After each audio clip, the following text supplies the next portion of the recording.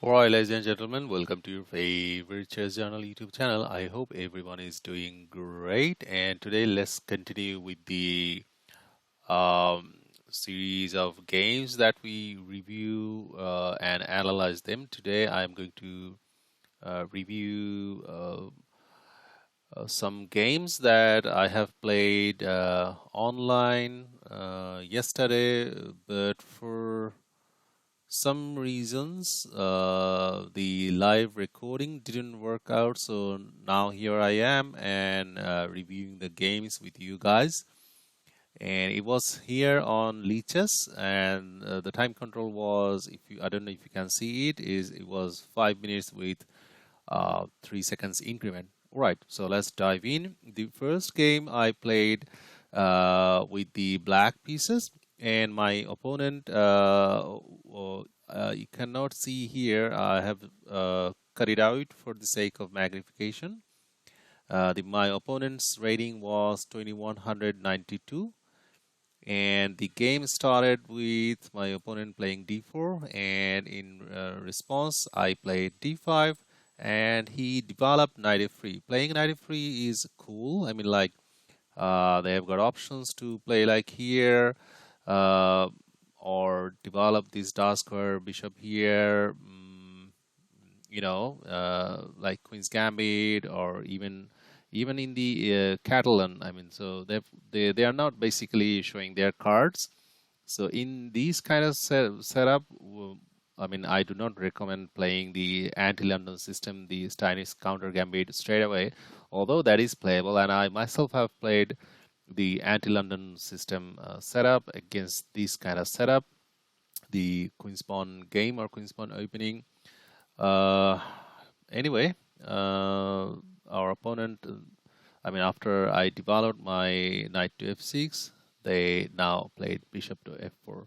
So this means that this is now turning to a London system game. So here what I did, I prefer developing the light square bishop here. So the bishops are staring to each other here. Not staring to each other, I mean staying side by side. And look at these knights positions. I mean, this kind of setup, the reason why I prefer playing them is like it brings equality very quickly in the game for black pieces, and if you are playing with the black pieces, you should be heading for an equal position as early as possible out of the opening. All right, so what happens? Our opponent played a3. I think that is tempo wasted. uh, I don't see the purpose of the playing the move. I mean, they could have played c3, or develop the knight here. A lot of options, or even e3. I don't know. I mean, why they played a3. Computer isn't also showing that that's. Although I didn't turn the Stockfish neural network engine on. Anyway, so that was it's a Blitz game, and in Blitz game with 5 minutes and 3 seconds only increment, anything can happen. Now here I played e6, so now to activate the dark square bishop.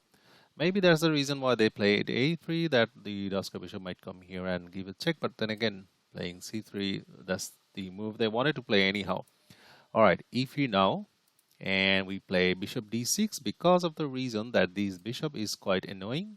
So we want to get rid of the dark square bishop. So that's why we played bishop d6. Here, actually, I mean, they played bishop g5. That's not an inaccurate move, but I think that's a less favored move, or less favorable move. Let's go back. The most common moves are, to put the bishop here on g3 square or capturing. So the reason why they put the bishop here is that if we take the bishop, then they retake with this pawn, and this file is half open. That's sometimes favorable for white.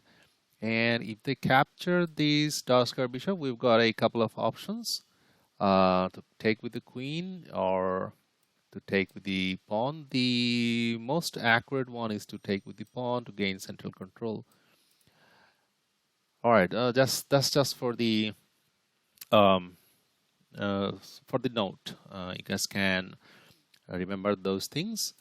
So bishop g5, that's not unlikely. That's an uncommon move. So here I played knight bd7, and you can keep an eye on the eval bar as well. Position is now equal. We are on move number 6, and in move number 6 we are positionally equal, so which is a good news for us. Now they played c4.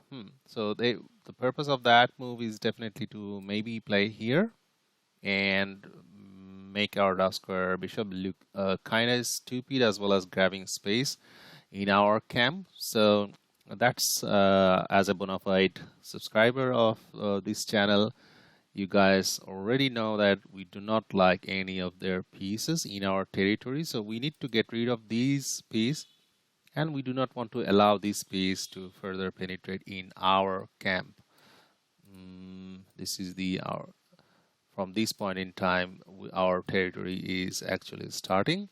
So to stop that, what we do, we just simply capture dc4, bishop c4. They also develop their light square bishop by capturing, and now we castle, finish development. They play knight c3. Knight c3 is a reasonable play instead of here because the c pawn is not there anymore. Now h6, we talked about it earlier. We want to get rid of this dark square bishop, and the bishop went back. And here I played c6, and the computer is saying that that's an inaccurate move. But first, let me tell you why I played c6. Again, computer is telling that playing here, unpinning, is the best move. And, well, it's a Blitz chess. The reason for playing c6 is definitely I do not want this knight to jump here. That's the main reason. Also to give a room, or I mean open this thing and open the queen's path. All right, so but computer doesn't like this. They played rook c1. Computer doesn't like it anymore. Let's go back here after c6. As you can see, the eval bar, we're not doing better. We're not doing good. They should have played here. Attack our bishop. Yeah, that's a move actually. I missed that. So yeah, can you guys see that? So that was a real potential threat. I mean, they could have won a piece, I guess. I mean, after playing there, if they played here, then light square bishop is attacked. We cannot capture due to their knight. What happens then? We need to pull our bishop back somewhere, and in that case they have a fork here, nasty fork, and in that case, yeah, they missed that one. And I also myself missed that one. So lesson learned is that the bishop needs to be tucked in here to avoid further forks. I mean, in these kind of setups, why did I miss that? I mean, I don't know. I mean, yeah, maybe I'm gonna blame the time, but in longer time controls, I should have my instinct, the spidey instincts should have noticed that these two pieces are staying side by side, and there's a hole here that can be filled in with one of the pawns guarded by another pawn, delivering potential fork. So yeah, anyway. So anyway, the blitz is blitz. So they played rook to c1, and here I developed the queen, targeting this pawn. They still have this thing though. And what they did, they played queen b3, and now we played queen c7 because we didn't want to exchange queens. And they pulled the light square bishop back, and we played knight e4. Now there is no threat of like forking the pieces. They castle. We played a5, grabbing space here on their queen side. They played a4. Position is still equal, as you can see. Now rook f e8. The rook belongs to this square, and now they pull their bishop back. wanted to exchange their dark square bishops, and actually, as you can see, we are now doing better because we wanted to capture here, ruin their kingside position, and after capturing this capture, actually they should have captured towards the center, but they captured away from the center, opening their rook's path. But as you can see, the computer, look at the eval bar, is speaking in favor of our position. And now we developed our knight to f6 square, now queen c4, that allows us to put the queen here, again targeting this pawn. And here they played b3, solidifying, but they should have considered playing here because the rook's eye is open. That capture could have won a pawn, but they played b3, and now we played bishop a3. The computer doesn't like it, but during the game, as I was commenting, this is a pattern that I have come across, or I myself have played in one of the longer games. Maybe if you can check out the chess strategy for intermediate levels series of games on the playlist, you will find it. This is the strategy I found beneficial for black. Putting the bishop, dark square bishop here, attacking the rook. And if the rook goes here, the bishop can dive in here, attacking both these pieces. So that's what actually happened. So they attacked our dark square bishop, and we went here with the bishop in b2 square and attacking the rook. So rook has to come down. What we actually gained here is the misplacing or misalignment of the rooks, because rooks needs to be staying put side by side, or doubled up with each other.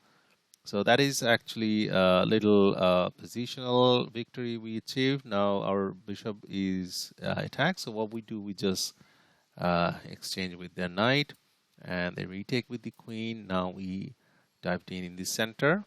Here the computer is saying queen should be going there, but they played queen d2, and now that actually what it does, it allows us to grab this pawn. That's what we did. And here now they played rook b2, attacking our queen. The computer is telling them to play here in the outpost. Probably, could have, is their best move.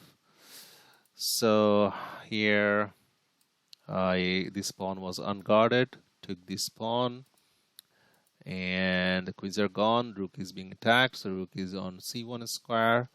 Now this was a threat, so I had to go there and defend this pawn horizontally. King f2 attacks the knight, so knight went back here, delivered a check. King g1, now knight f6, and then h3 and rook to d8, putting pressure here on this pawn, weak pawn. Rook c4, now knight d5, king f2, knight b4, g4, and here I only have 1 minute 38 seconds in the clock, and our opponent has 2 minutes 29 seconds, and I played bishop e4, and bishop came back here. This is a beautiful square, beautiful outpost. Now attacking the rook, so the rook went back to the original square. Now I played b6. Here they played g3, and I just simply captured their knight. So the reason why I captured their knight is because I want to grab this pawn, maybe one day to play here, or put the knight back here. So after the bishop captures, and I played e5, and this pawn is now a potential target, so that's what I did. Rook e7, bishop takes c6, and I pinned the bishop to their rook. So rook c4, and now I take rook takes e5, delivering check, and king f3, and now I played Rook takes c6. That's being guarded. So they captured our knight. Last try, but we are gonna be up a piece because we have a check. And here they blocked it, and we first captured their rook, unguarded rook, and after the capture, we recapture. And here, actually, there is no point for them to playing because this pawn is being promoted, so that's why they resigned. Okay, moving on, let's go to the second game. So the first game was a London system game, and the second game, okay, here let me turn the computer analysis. Is that? Yeah, this one was a cute game, very cute game. I mean, okay, let's see. d4 again, d5, and here bishop g5. This is called the Levitsky attack. That's quite annoying, although computer doesn't like it. And here, if we deliver these, develop this knight, so they could have captured the knight. And that's the reason why I don't like positioning of this bishop. So I attacked the bishop. The bishop went back to h4 square. Now I developed my light square bishop, and here they played e3, solidifying the center. Now I played knight d7. Here they played c4, and here I played knight f6 because now if the capture happens, we can recapture with this knight. Then they played knight c3, and here the computer wanted me to play e6, but instead I played g5. I actually really got annoyed of this bishop's positioning here, staring us, but I don't know why. Sometimes in Blitz or Bullet chess I play random moves. Probably that's one of the cases. In normal circumstances I should have played here, but g5, that's kind of like beginnerish type of move. Why did I play that? I really don't know. That looks cool, but that's not actually cool positionally speaking. Weakening our king side. So bishop went back, bishop g3. Now here I made a mouse slip, surprisingly, and I wanted to play here c6, but I played c5. That was a mouse slip, and computer doesn't say that that's that's a terrible move. Computer actually says no comments. All right, so they played cd5, and here this pawn was actually unguarded, and we cannot capture because the knight is guarding. So I need to do something. So what I did, I played queen b6. Look at the eval bar. We're not doing well at all. Putting pressure here on this pawn as well as here. I mean, if this capture happens, then maybe this could happen. So they played bishop b5, defending that pawn, and now we captured the pawn. cd4, ed4 took place. Now we played a6. Didn't want their light square bishop. That's in our camp. Already they have got one pawn in our camp. And here they should have taken the knight, and they didn't. So what they play? They played bishop d3, and that was a blunder. Why? I'll show you why. First, we take the pawn, and here if they take this light square bishop, we have this capture with the queen, and if the queen blocks the check, then their rook is gone. So the king is going to lose its castling right.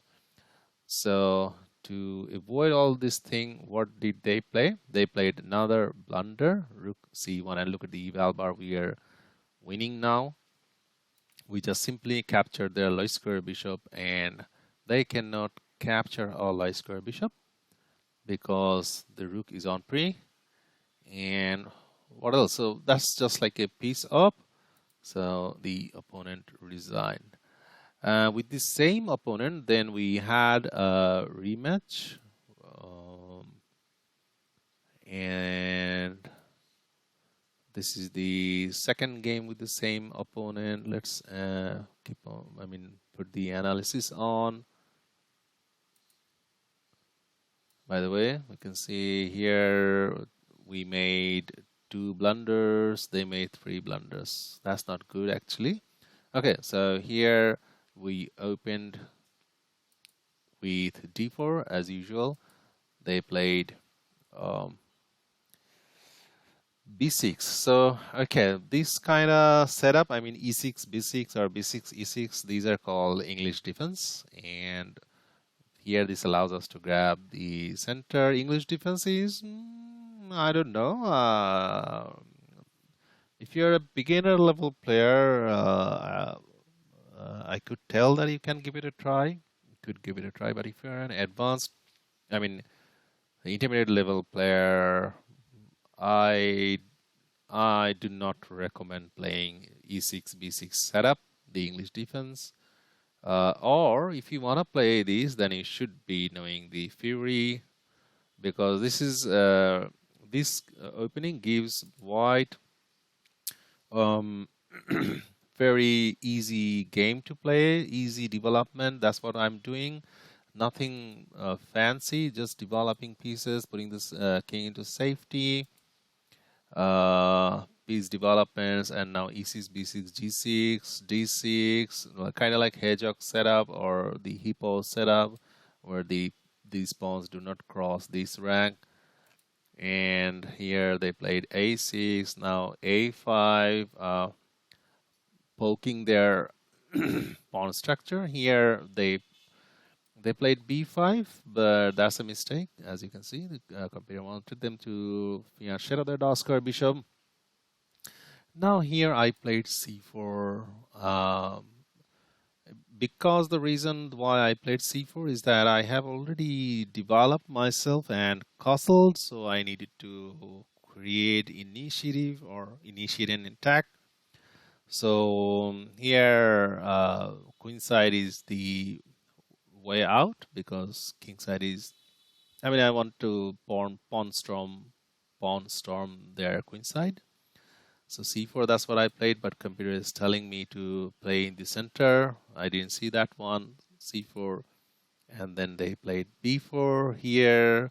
I wanted to stop their pawn progression, so I played queen a4, but computer is telling that's a mistake. I should have played here.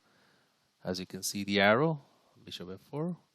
Now they played c5, solidifying. The queen is actually pinning the knight. So now I played bishop c2. The purpose of that move is actually to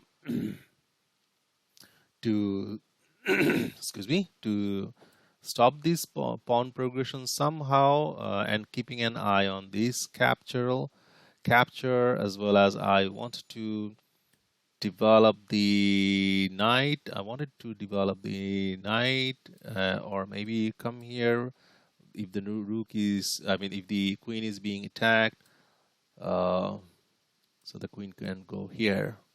So that was the reasons. Now they played bishop g7. Here again, I just attack their queen. I often do this, but this is a blunder. Computer wants us to go here. Why this is a blunder? Okay, let's see why this is a blunder. I do not see why this is a blunder.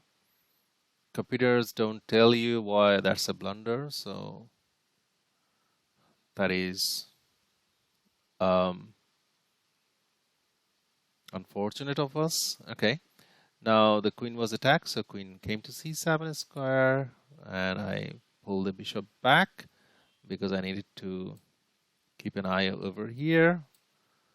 And now they developed their knight, and we developed our knight, the b knight.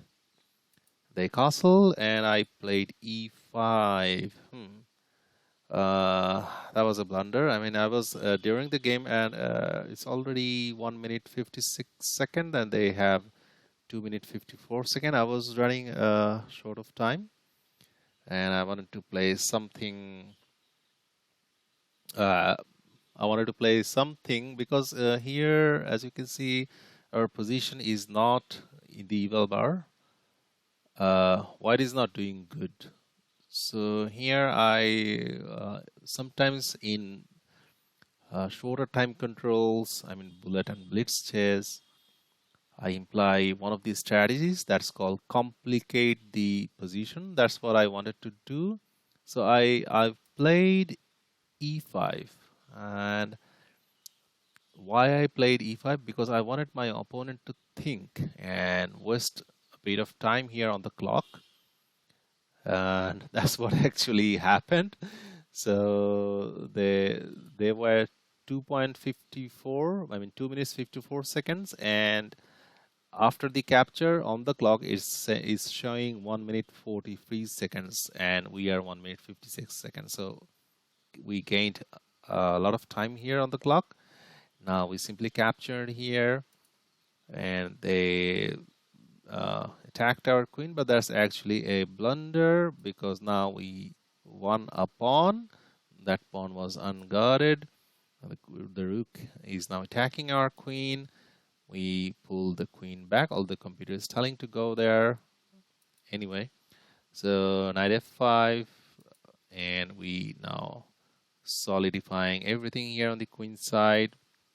And this is a fret, but here this fret in this fret, I don't know. That's what actually happened.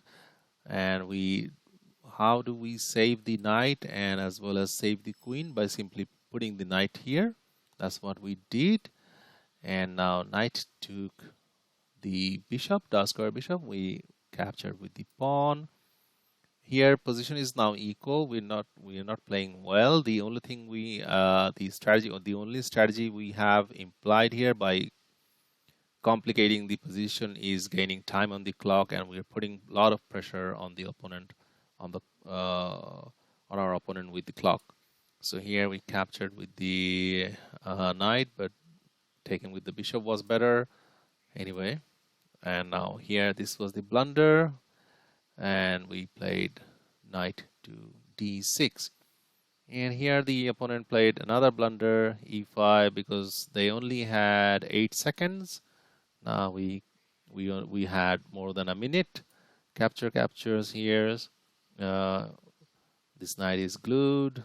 Now we block the queen's eye here on our king side.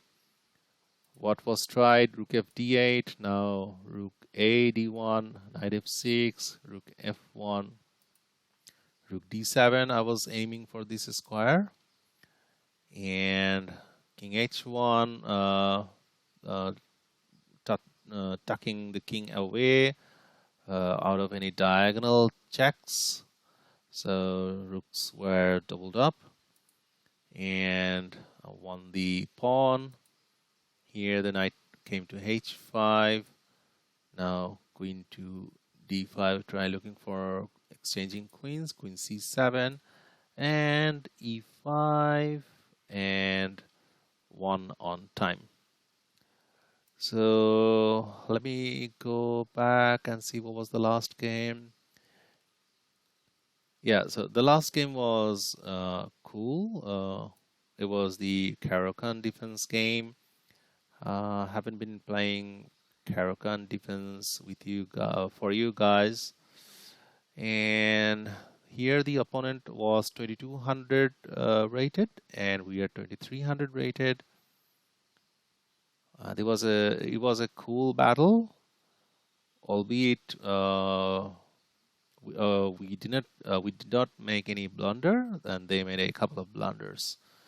All right, so let's go through the game. The Caro Kann defense advanced variation: e4 c6, d4 d5, and e5. So this is the advanced variation. Here I always recommend to play c5, knight f3, solidifying here, and here we can pin the knight. So that's what we did. dc4, and now we play e6, aiming this pawn, and bishop e3. Okay, there I heard some noise from outside. Sorry, guys. Okay. Putting a defender here, so we need to develop our knight because we want to castle as quickly as possible. The knight is going there. So they played c3, and we developed the other knight, putting a lot of pressure here, and as well as avoiding any checks.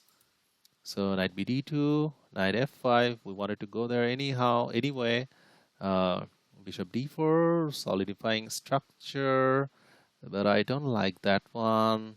And here what I did, I captured the pawn because that actually allowed us to capture the pawn. And then they played queen a4. That's an, what is this called? Inaccurate, right? Inaccuracy. And then we captured the bishop, the pawn capture, we castle here, and I should have developed my knight here attacking the queen, but I didn't play that. I played here f6 because of the fact this is a mistake though. But why I played this, I'm gonna explain to you guys is that in Caro Kann's defense, I have had bitter experience. I mean, when they have this kind of pawn formation, I mean, these are, for the time being, it looks hanging pawns, isolated hanging pawns, but one day these, imagine that this knight is not here. I mean, say for example this knight is here, and if they play here, this is gonna be a super strong pawn chain with the potential of pushing the pawn here forward and giving us a lot of discomfort. So to avoid that, I played f6, attacking the head of the pawn chain. Computer doesn't like this. I mean, Stockfish doesn't like this. And here they captured, and we captured as well as developed our knight. And they castled. And instead of jumping here immediately, I played a6 because I was a bit hesitant whether to play this one or this one. Then I decided to play a safe move. So that's a safe move, also guarding this square. And they attacked our bishop. Here in this kind of setup, I always give up my light square bishop, and the my light square bishop is gone. So we are playing with a couple of knights, and they have a knight and a bishop.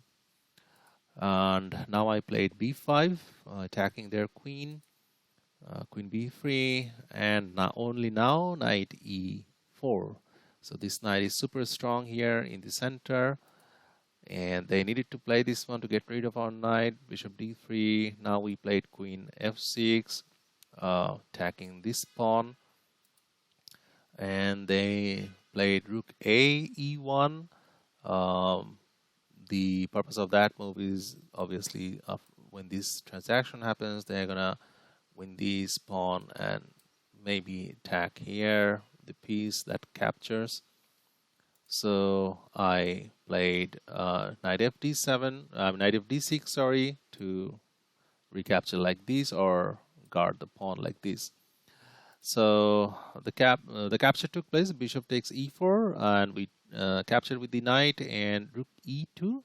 The aim is to maybe double up, and we played rook f c8. Now knight e5, and that's a good move actually. And I took a bit long. I mean, I thought about it for a while because this knight is very strong. Is as in an outpost, and we cannot get rid of this knight very easily. So we need to think how to remove the defender. I mean, this pawn, or how to get rid of this knight by